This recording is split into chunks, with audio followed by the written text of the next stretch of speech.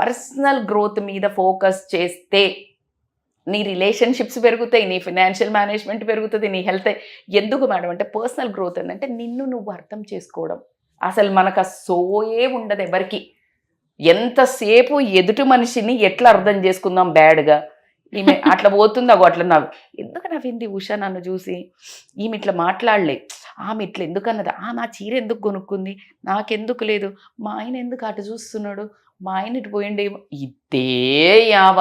అసలు నువ్వేంటి, నీ గ్రోత్ ఏంటి, పర్సనాలిటీ గ్రోత్ అంటే సెల్ఫ్ అసెస్మెంట్. మనకు ప్రతి మనిషికి తప్పులు ఉంటాయి, ప్రతి మనిషికి ఏదో ఒక బ్యాడ్ హ్యాబిట్స్ ఉంటాయి.